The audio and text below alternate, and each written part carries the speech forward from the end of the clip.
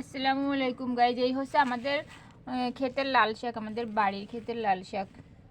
লাল শাক রান্না করা হবে, এখানে কাটা হচ্ছে। আজকে হচ্ছে সকালবেলা লাল শাক ভাজি খাওয়া হবে।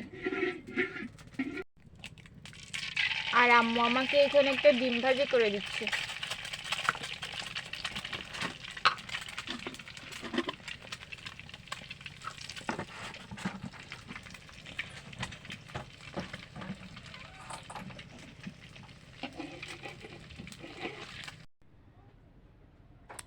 ডিম ভাজি করা হয়ে গেছে, এখন আমি খাবো। গাইজ, আমি এখন কুমড়ার বড়ি রোদে দিতে যাচ্ছি। আমাদের বাসায় তো রোদ বেরোয় না, গাছগাছালি দিয়ে এত ভরা, রোদ বেরোয় না।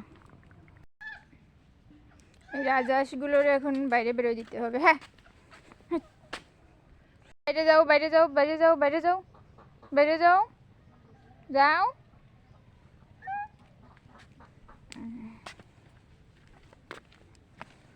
তোমরা এখন বাইরে থেকে রোদ থেকে ঘুরে বেড়াও, যাও যাও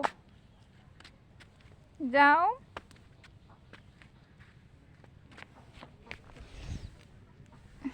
যাও যাও যাও যাও।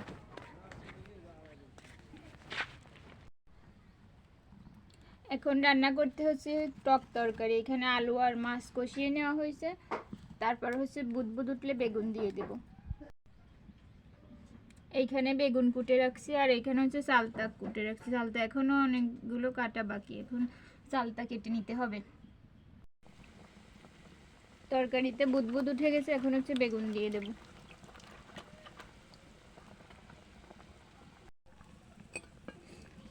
বেগুন দেওয়া শেষ, এখন হচ্ছে ঢেকে দেব।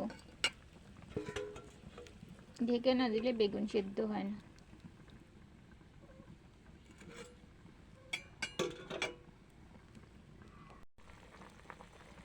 বেগুন সেদ্ধ হয়ে গেছে তরকারির, এখন হচ্ছে চালতাগুলা দিয়ে দিব।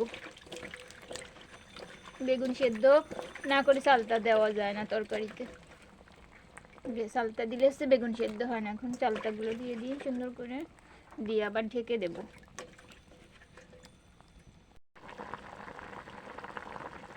তরকারি প্রায় হয়ে আসছে, এখন নামাতে হবে। আমি এখন লাল শাক ভাজি দিয়ে ভাত খাচ্ছি।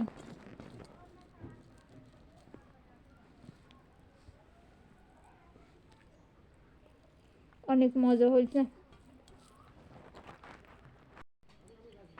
আমি এখন তরকারি দিয়ে ভাত খাবো। তরকারি নি, এর ভিতরে কি ডিম আছে? আছে। আলু নি,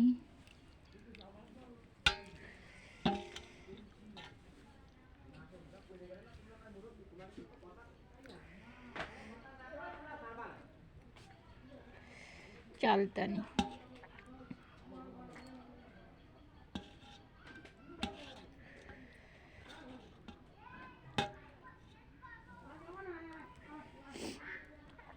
আমার কাছে চালতা খুব ভালো লাগে।